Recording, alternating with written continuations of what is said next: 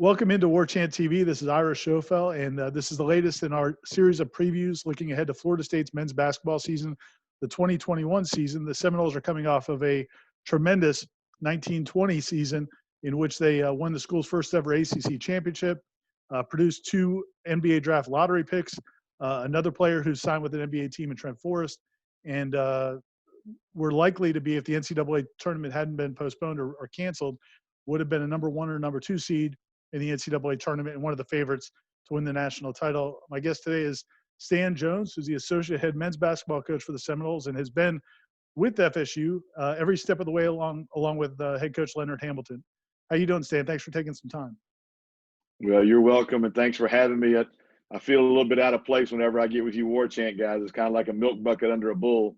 Kind of feel like I don't belong in this situation, but I appreciate you guys taking the time out of your day to talk a little hoops with us today.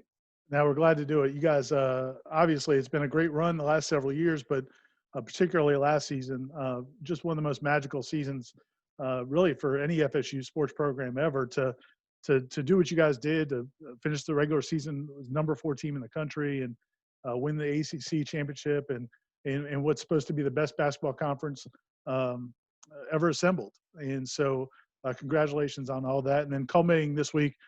With this past week with the draft picks.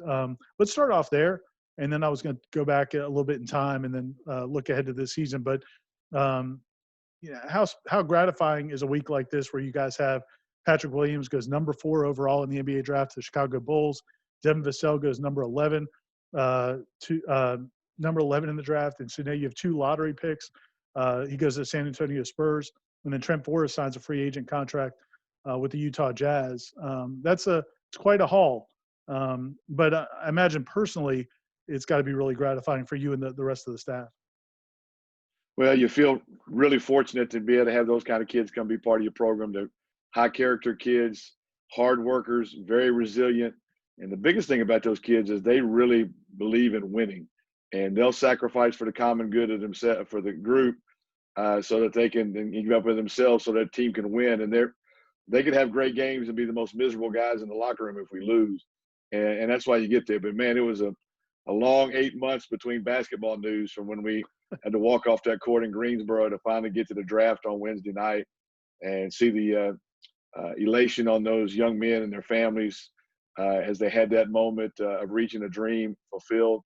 And as I told them, though, as they all got I was with Trent during the night, and then with the other 2 guys, I texted them immediately when they got drafted. And said, "Don't let this be the highlight of your NBA career.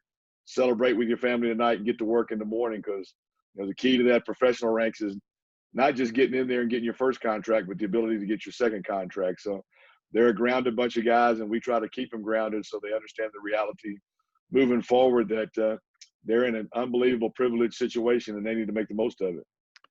What do you hear from NBA teams when they look at the way – how much of a benefit do you think it is the way you guys play in this unselfish way that your guys play in terms of not caring about minutes, rotating 11 guys? Is that seen as a negative or a positive by NBA teams when they see guys that maybe aren't playing 35 minutes a night, maybe aren't scoring 20, 25 points a night, but they're part of a collective team effort? It's a very positive for our guys with the NBA. It's a very negative for the schools recruiting against us. They use it in a big negative way.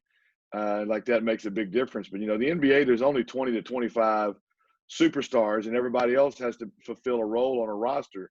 And so teams that are scouting our players, they see guys being able to fit in and be an impact, like being a 6th man or being a defensive player or being a shooter or being a distributor.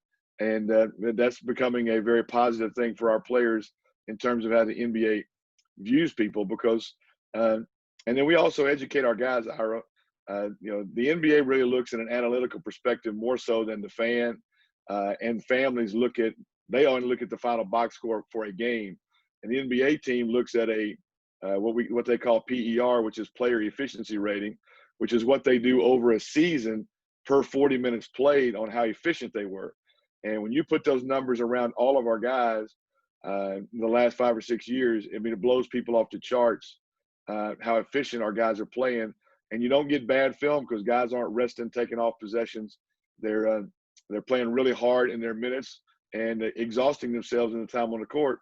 And so now that we're putting constant pressure on our opponents and allowing our guys to kind of play free mentally and know that if they're just efficient, that things will all work out their way. And the formula's working. And you see that the other night with Pat and Devin, and last year with Fiondu and Terrence and Jonathan and Dwayne before that. So, and we're looking for another set of that a year from now if guys will continue to buy in and the outside noise doesn't clutter their thinking. Well, you talked about the last 8 months, and I was there in the arena when everything got shut down last year. You guys were warming up to play Clemson and start the ACC tournament as the #1 seed, and just kind of a surreal experience for us. And one question I get when people bring up Florida State men's basketball is a lot of people will say, how are they going to bounce back from that? They had a chance to win the national title. How do you how are they able to move on from that? And from listening to Coach Hamilton talk and yourself and the staff, it sounds like one of the things that helps is it wasn't like a 1-year run. That wasn't like the only chance this program is going to have to be at that level.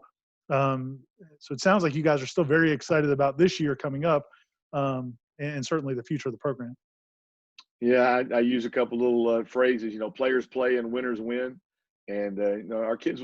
I think the only way our kids get disappointed is if COVID affects this year going forward here. As soon as we can get a game in, if they get that taken away from them, now you got to start really looking about mental issues and just disappointment over the top that kids can't handle. But those guys, our graduate walk-on guys and our seniors and our fourth-year juniors this year. I mean, they've been to Elite Eight, they've been to Sweet 16, they won an ACC championship. So they've got a body of work that's very fulfilling for them, and they know what it takes to continue doing that. So I think that's going to allow them to lead the newer players coming into the program. And I really believe in the old cliche, success breeds success.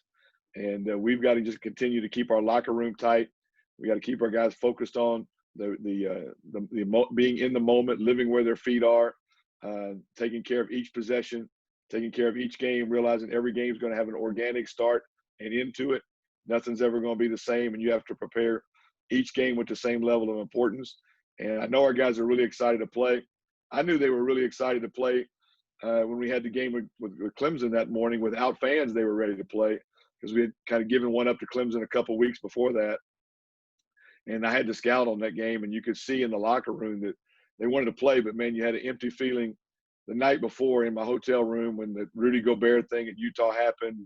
The NBA started shutting down. That, man, this is something different that I'm not sure how it's going to get managed. And it ended up kind of snowballing down here where it took everybody out. And, the kids were more disappointed at the moment of not getting to play Clemson than they were before they realized they wasn't going to get to play in the NCAA tournament because they really wanted to have a chance at redemption in that game.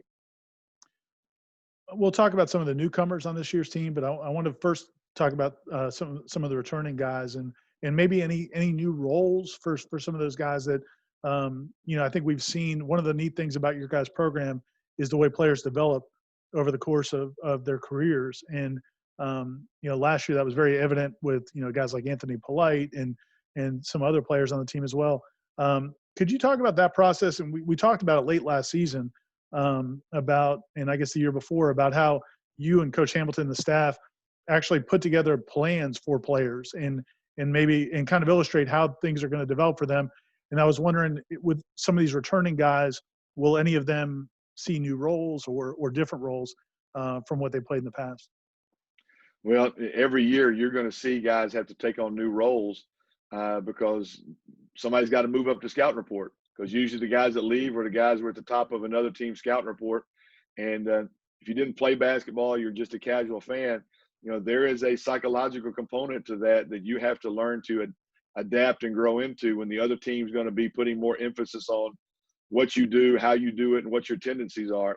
And so guys are going to have to slide in that role. MJ Walker obviously is the second leading scorer from last year coming back and our leading returning scorer for this year's team. So he has a little bit of being used to that, but that's still going to be a little bit because our first game against Gardner-Webb, he'll be that guy they're going to highlight the most in their preparation. And There's not a Trent. There's not a Devin. Obviously Patrick was an unknown commodity when the season started last year, but those guys have to move up. So we've seen a lot of maturation in MJ, in Anthony Polite, in Wyatt Wilkes. Raekwon Gray has really had a really growth spurt in terms of maturation. As coaches, we have a little less, I don't want to say confidence, but you don't have the same feeling when we missed what we normally would do in our whole summer. We're not having the guys in town, not getting those 8 weeks of player development stuff that we would normally get to do and be locked into some stuff. And the guys lost some conditioning, even though they tried hard to push each other to have conditioning challenges and stay in shape. When you're not with your coaches and your strength staff and getting it on a everyday basis, you know it's coming. So we've had to catch up a little bit of that in our preseason practices here on trying to get caught back up to playing at a pace and an ACC level, conditioning wise, mental wise, and so that's the uncertainty for us going into these opening games is how physically ready are we, how emotionally ready are we, how mentally ready are we, are guys ready to step up and take those shots that Devin Vassell would take at the end of a game, those closing baskets where Trent would close out games, or go win a game, make a game-winning bucket for us, and not have any hesitancy on taking that shot. Are they going to step into that defensive rotation when the game's on the line and get that stop against a team who's running an action that's really hard to guard, where we recognize it, where we put the multiple effort into it because we recognized it to get the stop and finish off that game with a win. So those are things we're going to really be monitoring and really trying to coach with a lot of focus early in this season to get those guys mentally back into that mindset of how to close out a game and win it over a 40-minute time set. When you your phrase "winners win," which I know you use a lot on social media as well, Trent, I guess a lot of people after the draft are going to focus on losing Devin and Patrick because they went so high in the draft. But Trent, is the winningest player in Florida State men's basketball history with 104 victories. Would have padded that, might have added, maybe 8 or 9 more, depending on how far you guys went in the postseason. How do you replace that? I mean, aside from the physical things that Trent brought, he's a guy that has just won in everything he's done in athletics his whole life. Did it in high school, obviously did it at Florida State. Where do you look to replace some of that? Well, MJ Walker needs to be a guy that steps up into that role. Raekwon Gray, getting to new guys. Scotty Barnes has got kind of the same kind of background of playing in elite programs and winning like Trent did coming out of high school and the summer travel ball circuit. And those guys got all kind of collectively give, and as coach always likes to use the term win by committee. As a coaching staff, we're going to have to experiment with a little bit of that in some situations. We've been doing that when we've been doing our inter squad scrimmages here in the preseason, just trying to put guys in different units and guys with the ball in their hands at different times in the scrimmages to see if, who are the guys that have no hesitancy in that moment. Trent had the ability. Trent would be almost passive at times during the game, just trying to manage the game. But when he felt that there was a chance we could lose the game, it was like he was Superman and would jump in the phone booth and come out with the S on his chest and say, I'm not going to let my team lose. You just saw that time after time in the course of his 4 years. That there was just a trigger that flipped in his mind that he wasn't afraid of the moment. He didn't want to lose because I think he hated losing more than he liked winning. And so he just defensively get a steal and jump a passing lane. Offensively, he'd go through contact and make a basket. He'd go like in the Notre Dame game on the last road game of the year last year. He missed the first shot when we put him in the ball screen situation, but he just went back and said, I'm putting this thing back in the basket, and just, wasn't going to let Notre Dame get that ball and have a chance to beat us. And, we'll miss that, but we're challenging our guys that, hey, who's that next guy going to be that way? And I think we got some guys that are going to do that and going to be like every year we have guys step up to the national media and sometimes even our local fans. They think, nobody else can play because the other guys are gone. But I think you keep seeing every year guys step up and our team can continue to get better and better because they're trusting their evolution in the program. They're trusting the chemistry of our locker room, and it gives them confidence to go out and and we try to pour confidence into them to say, hey, this is your time. Step into it. Have no hesitancy, because we believe in you. So and you got to believe in yourself more than we believe in you. And I think you'll see our guys step into that. Florida State fans are, if they've been paying attention at all to basketball, they know who Scotty Barnes is. And he's, 5-star recruit, one of the top players in the country, the highest rated recruit in Florida State, if not basketball history, certainly Coach Hamilton's tenure. Could you tell us a little bit about him and the rest of the incoming class? Absolutely. Scotty's a guy that our fans need to really enjoy him. Obviously, I don't think he'll be here for a long time, but he is obviously he hasn't played a game yet with a scouting report and an ACC game yet, but I've been exactly what we thought when we evaluated him. Incredible basketball IQ, picks up things really, really fast, already has a great basketball understanding before we even got him. That's a credit to the coaches that he's had before he got to us. Unbelievable passion for the game, charisma. You'll hear him nonstop chattering when you come to the games, calling things out, encouraging people, challenging the other team, can defend all 5 spots on the floor. Great athlete, great size and length, can push the ball, can play isolation basketball, very unselfish.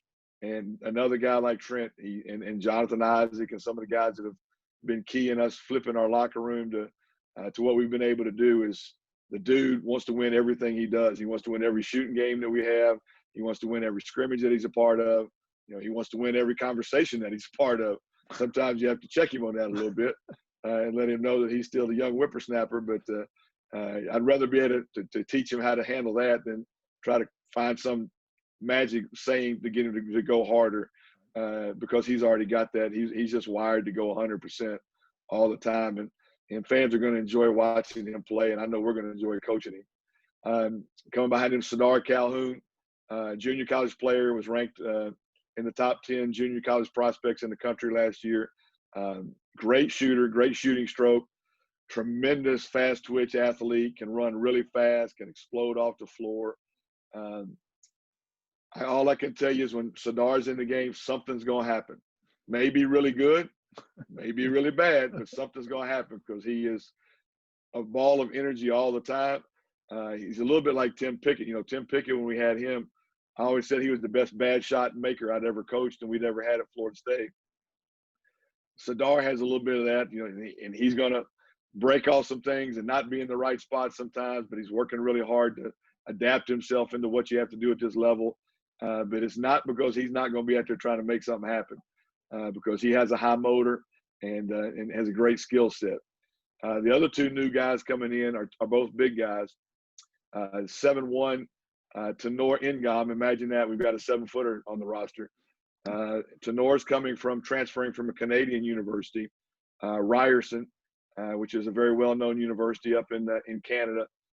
His coach has coached the Canadian national team. Has now just recently taken a job as an assistant coach in an NBA team, I think, with Sacramento. So he's had some good coaching.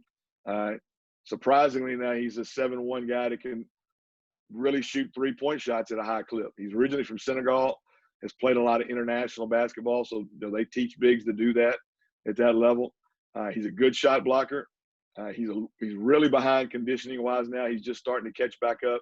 He got caught up in some visa things, with Corona, being able to get down to Tallahassee and get started in school, and then had to get to his physical components of all the stuff of testing and all the stuff we have to do in terms of EKGs and all the blood testing and stuff in our physicals here for Florida State. So he wasn't able to do anything. So he's just now catching up on conditioning, and obviously he didn't get any work with us in the summer. So everything he's doing right now is brand new to him. And the pace we play at's a little different than the team he played with.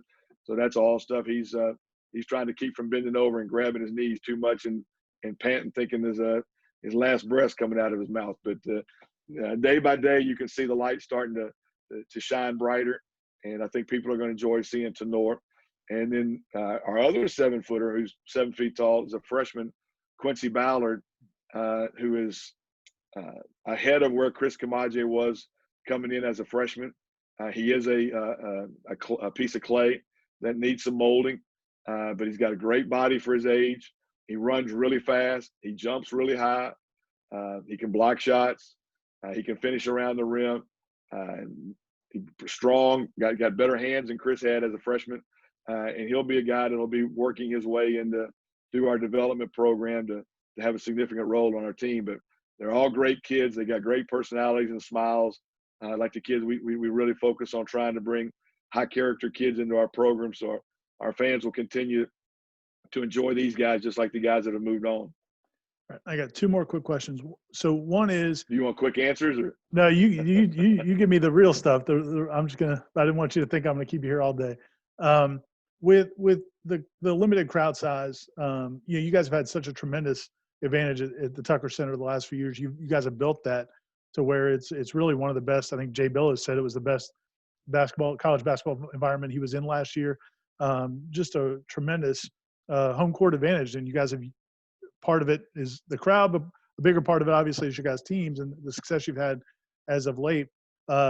David Coburn, the athletic director, announced that probably the maximum crowd size for now, at least unless something changes with COVID, is about 2,600. How much of an impact do you think that's going to have? And I know it's just what you have to deal with. There's nothing you can do about it. But what do you think it's going to be like for the team playing in front of some smaller crowds? I guess most ACC teams won't have any crowd at all. So I guess from that standpoint, you guys will have a better advantage than many teams. We may lead the conference in attendance for we could add that to our Chuck Walsh notes. But yeah, it's going to be different. I mean, sitting different on the bench, locker room different, how you space out in the locker room, how you do your pregame talks and preparation and stuff you're going over on the board before you come out. That's all going to be different. I mean, we're having to think things through on the fly a little bit. Before I got on this with you, we were in with facilities today talking about getting ready for game management for next week. And the NBA had to do it. And we're not going to be putting virtual fan things up on like the NBA and people have done in some places. But, if you're a player, you want to play. If you're a competitor, you want to win. And we just got to find a way to work through it. Maybe we'll have to go back and pull some video out of when Mike Matthews and Tim Pickett and those guys were playing and say, guys, this isn't anything new. We've been here before, but it's probably going to be a little bit more like playing in the preseason exempt tournaments you normally would play in, where there's not a lot of people in the building. I really can't answer the question fully until we get into one of these games, and maybe we come back and revisit it on another Zoom one day of how much different it feels and what it was feeling like with the packed house and student body there early, and you could feel energy during warm-ups and that kind of stuff. We're going to create some of that on our own. And then, as I mentioned at the very beginning, when Coach Hamilton came here in 2002, you were with him. You worked for him previously at Miami and also with the Wizards in the NBA. As you were alluding to those early years with Tim Pickett and Mike Matthews and Adam Wazkowski and Anthony Richardson and Todd Galloway and really fighting to kind of just keep your head above water as a program at that time in the ACC to where you guys are now. And I know the focus is always on tomorrow as a coach, and you're always focused on the next game, the next opponent. Have you been able to appreciate what you guys have been able to build here in Tallahassee from where it was to where it is now? It's been a fantastic situation in our coaching career to be at Florida State and be where we started and what we've got to now. But we try to have such good relationships with our players that it was amazing the other night as the draft was going down and our guys were getting their name calls. The text you're getting from guys like Mike Joyner and Andrew Wilson and guys that were way back there 15, 16, 17 years ago that they still feel an affinity for us as their coaches and for the program. And I think that's what you try to do as a coach. If you're going to be a player's program, you got to always honor those guys that came before you and came with you. And you never forget about those guys. And they never forget about you if you have a real relationship. And, that's the most gratifying thing to me is to have those lifetime relationships with guys after we've coached them hard and demanded of them and had them laying on the floor fatigued from a conditioning session or whatever. And And now they're adults and having families and seeing guys having great careers, whether it's playing, coaching, or in business and the things they're doing. That's what it means. It always has been. I've looked at coaching as a ministry for me. My father was a pastor, and I never thought that's what I was supposed to do. But I've always felt that was kind of the way I was supposed to impact lives. And it is with great pride to see where we started and the respect we had. And people forget, with all the success we've been having, there was about 4 or 5 years there that if we got one more win, we'd have more NCAA banners. We were that, even Tim Pickett's our second year, with 4 games to go in the ACC, we were 6-6, and our last 4 games were at Carolina, who was in the top 5. I think we lost by 5. At Wake Forest, who was in the top 10, and we had a 17-point lead in the first half and ended up losing in overtime. And then our last home game was Duke at home, who they went to the Final Four that year with J.J. Redick and those guys. We lost that, I think, by 6. Then our last game of the year was at Georgia Tech, who went to the Final Four that year, and we lost that game by 3. If we we had beaten Carolina and Wake Forest earlier in the year, so we had enough quality wins. We had beaten Florida that year when they were playing really well, and we had enough wins. If we just could have got 1 or 2 more baskets in one of those, even at that point, we'd have been there. So it's been a fight for respectability, and we're happy where we are. But if you start resting on your laurels, somebody will slap you to the back of the pack pretty quickly. Well, you also got robbed. You won't say it, but I will. You also got robbed a couple of years that you should have been in the NCAA tournament. And year 4, when you have a winning record and 20 wins and you don't get in, that was never happened before. I don't think. You're right. That was the first time a team with a winning record in the ACC didn't get invited to the tournament. Yeah. So, but those are the old days. You guys get respect now, Coach. You've taken the respect you guys have earned. So, anyway, congratulations on everything so far. Best of luck this season. Florida State opens the season on Friday, the day after Thanksgiving, at home against Gardner-Webb. Correct? That's correct. That was that was the last question I was going to ask. Because of the limited preseason schedule, is there anything you guys have to change? Because you guys aren't going to play as many teams before the ACC really gets going as normal. Does that change anything for you guys? A little bit, because we didn't get to have exhibition games. That's another thing we're learning as coaches, because we could always kind of have some moments and guys make some egregious mistakes that they could see on film. That now if they make those mistakes, that dash that's in between those 2 numbers starts becoming a problem. We'd like them to all be on the left side of that dash and not on the right side of the dash. So we were really emphasizing that with our guys, and we've had more inter-squad scrimmages to try to make up for not having those than we would in the past, to get more opportunities to play games and show film. But sometimes when you're playing against yourself, the other team really, we have scouting reports, but now in practice they really know what's coming, because everybody knows all the calls, everybody knows all the communication. So you don't always get as real a look of what's going to get exposed and not get exposed. So that's the biggest thing, is just not having those earlier season games to kind of, get the jitters out of guys, get the nerves settled down, and, make some mistakes that you can learn from without it being in such a high pressure, high stakes deal where every game matters. So we're missing that.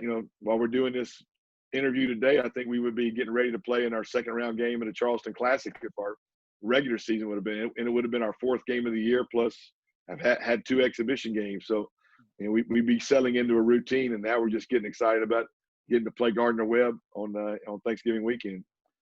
Well, I'm excited about it. I'll be one of the 2,600 people, as far as I know, that's going to be getting into the arena. So I'm looking forward to it. Hopefully other people that are watching this will as well. And we'll have continuing coverage at warchant.com leading up to basketball season and then throughout the season. Thanks a lot, Coach. Good luck with everything, and appreciate you taking the time.